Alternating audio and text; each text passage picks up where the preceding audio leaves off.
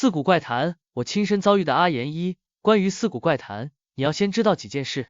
在日本怪谈文学的长河中，有一个名字历经200年仍未褪色，阿言。这个故事起源于江户时代后期，1825年文正8年，剧作家鹤屋南北创作了歌舞伎，剧作《东海道四谷怪谈》，被誉为日本怪谈剧的代表作，对后世的怪谈文学、舞台剧与影像作品产生了深远影响。故事的核心人物是田宫家的女儿阿言，她嫁给了浪人伊右卫门，但伊右卫门心怀野心，嫌恶阿言的容貌与出身，并渴望攀附权贵。为了谋取利益，伊右卫门企图迎娶权势人物的女儿，于是联合家臣设计毒害阿言。阿言误服下寒毒的药物，容貌因此溃烂，头发脱落，最终在痛苦与绝望中死亡。临死前，他诅咒伊右卫门，誓言化为怨灵。此后，伊右卫门虽如愿迎娶新妇，却接连遭到阿言幽灵的纠缠。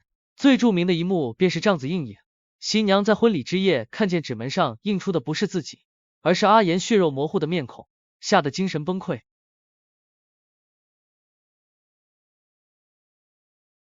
据传，在东京新宿区四谷左门町建有一座于岩道河田宫神社，俗称岩道河，供奉阿言之灵。演出四谷怪谈前，剧团成员必须前往参拜，否则可能遭遇意外。我以前不相信这些，直到2005年的秋天，我亲身体验了那件事。那个夏天，我决定写一篇论文，我叫佐藤健一，2005年就读于东京某大学的民俗学研究所。那年秋天，我为了撰写一篇关于日本怪谈文学中的怨灵形象的论文，决定亲自走访与3大怪谈相关的灵地：闽屋夫的阿菊井、牡丹灯笼的发生地，以及四谷怪谈的阿言神社。我的指导教授曾警告我，建一，这种田野调查有时会招来不必要的东西，你要小心。我当时只当这是老一辈学者的迷信，我带着录音笔、相机和一本笔记本，便独自前往四谷。四谷位于新宿区东部，如今是高楼林立的商业区，但左门町一带仍保留着旧时代的气息。我沿着一条狭窄的巷弄前行，两旁是低矮的民宅与老旧的商店，午后的阳光被建筑物遮挡，巷弄里弥漫着一股阴凉的潮湿气味。于岩道和田宫神社就隐藏在这样的巷弄深处。神社很小，鸟居褪了颜色，石板路上长着青苔。我走进境内，正殿前有一座小小的石像，据说就是阿言的化身。石像前摆放着几束已经枯萎的花，以及几盏燃尽的蜡烛，似乎仍有人前来参拜。我在笔记本上记录着神社的布局与细节，拍了几张照片，然后在正殿前合掌行了一礼。这本该只是一次普通的学术调查，我犯下的第一个错误是在离开之前说了一句话：阿言小姐，我轻声说，语气带着一种不该有的轻佻，如果你真的存在，请让我见识一下你的故事。没有回应，只有风穿过树叶的声音。我转身离开，嘴角还挂着一丝自以为幽默的笑。第一个夜晚。当天晚上，我回到位于山并区的公寓，开始整理白天的资料。大约凌晨1点，我听见走廊上传来脚步声，哒哒哒哒，脚步声很慢很轻，像是一个人赤脚走在木地板上。我住在5楼，走廊尽头是死路，这个时间不应该有人经过。我放下笔，静静听着，脚步声在门外停了下来。佐藤先生，是一个女人的声音，低沉沙哑，像是从喉咙深处挤出来的。我没有应声。佐藤先生，你想见我吗？我的心脏猛地一跳，我认得这个声线。不，我不认得，但这个声音让我感到一种难以言喻的熟悉，仿佛他在我的梦境中出现过无数次。你是谁？我问。门外传来一声轻笑，然后是一段话，我永远不会忘记那段话。我在纸门后面，你看不见我吗？我就在这里，你看不见我的脸吗？我想起四谷怪谈中的经典场景，阿言的怨灵出现在纸门上，他的脸扭曲溃烂，却带着一种令人毛骨悚然的微笑。我没有开门，我甚至没有走到门边，我只是坐在书桌前，紧紧握着笔，直到脚步声再次响起，缓缓离去。那一夜，我没有关灯。照片中的多出来的人。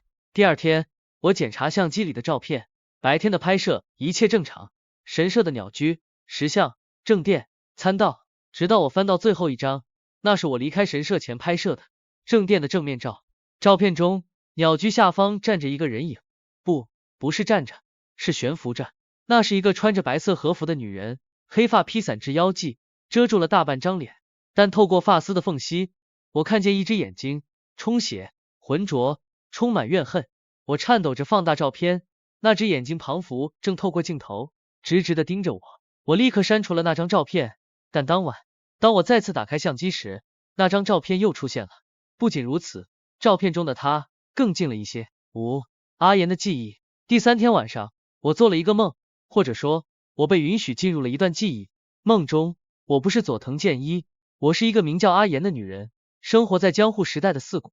我是田宫家的女儿，嫁给了一个名叫伊右卫门的浪人。我记得新婚时的甜蜜，我记得他曾经温柔地拉着我的手，说要让我过上好日子。然后是毒药，我记得那一天，他端来一碗汤，说是为我补身体的药膳。我喝下去之后，喉咙像被火烧一样疼痛。我照镜子，我的脸在腐烂，嘴唇肿胀，皮肤剥落，头发一撮一撮的掉。我记得我趴在榻榻米上，用最后一丝力气诅咒他。伊右卫门，我诅咒你，你的子孙世世代代不得安宁。然后我死了，但死亡不是结束，我开始游荡。我看着伊右卫门娶了新的妻子，我看着那女人在新婚之夜尖叫，因为她在纸门上看见了我的脸。我看着伊右卫门一步步走向疯狂，最终死在血泊中。但我仍然在这里，在四谷，在神社里，等待每一个提起我名字的人。梦在这里中断，我惊醒时满脸泪水。他跟上了我。接下来的一周，我经历了更多无法解释的事情。我开始在镜子中看见一张不属于我的脸，女人的脸，苍白浮肿，出现在我的倒影背后。最初只是模糊的轮廓，一天比一天清晰。我听见计程车司机抱怨后座莫名其妙的变冷，我听见咖啡厅的女服务生私下议论，说我似乎被什么东西跟住。最恐怖的一次是我在深夜的浴室中洗脸，当我抬起头看向镜子时，我看见我的脸正在融化，皮肤从额头开始剥落，露出底下的血肉，鼻子扁平塌陷，嘴唇肿胀变形。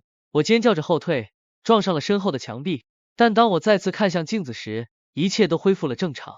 我的脸还是我的脸，但镜子的角落里有一块污渍。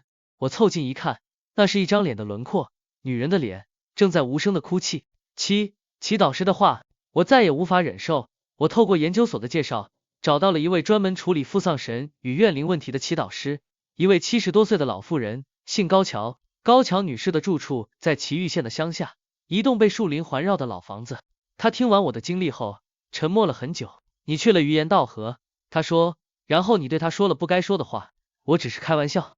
她听不懂玩笑。高桥女士打断我，语气严厉。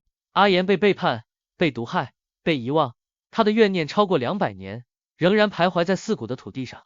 你对他说，请让我见识一下你的故事。对他来说，那就是邀请。我做错了。你不只是做错了，你让他进来了。高桥女士指着我的胸口，他在这里，在你的记忆中，在你的梦境中，在你的恐惧中，能把他赶走吗？高桥女士没有直接回答，她起身走进内室，取出一张符咒和一尊小型的地藏像。从今天起，每天晚上睡前，你要将符咒贴在卧室的门上，面向地藏像诵读般若心经3次，持续49天。期间，无论你听到什么声音，看到什么影像，都不要回应，不要看镜子，不要说他的名字。如果49天后呢？如果49天后他还在，高桥女士看着我，你就必须回到四谷，亲自在他的神社前道歉，不是用玩笑的语气，而是真心诚意的。49天，接下来的日子是我人生中最漫长的煎熬。每天晚上，我按照高桥女士的指示贴符咒、诵经、面向地藏像，但阿言从未远离。他在窗户的倒影中看着我，他在风声中呼唤我的名字，他在深夜的走廊上赤脚走过，在门外停下，轻声说，佐藤先生，你看不见我吗？我在这里。有好几次我几乎要回应，有好几次我的手已经放在门把上，但每一次我都咬紧牙关继续诵经。第37天晚上是最难熬的一夜。那天深夜，我听见母亲的声音，建一，开门，妈妈来看你了。母亲在3年前已经去世，我知道那不是她，我知道那是阿言，他可以模仿任何人的声音，但那个声音太真实了，真实到我的心脏几乎停止跳动。建一，你不想见妈妈吗？开门，妈妈好想你。我闭上眼睛，大声诵经，不去听那个声音。声音持续了整个晚上，直到清晨第一道阳光射入窗户，才终于消失。回到四谷，第49天终于到来。那天晚上没有任何异常声音，我诵完经后一觉睡到天亮。这是自前往四谷后我第一次睡得安稳。我以为一切都结束了，但当我醒来，看向床头的地藏像时，我发现符咒已经化为灰烬，而地藏像的脸上有2道细细的裂痕，从眼睛下方一直延伸到下巴，像是泪痕。我回到四谷，再次站在余言道和田宫神社的鸟居前。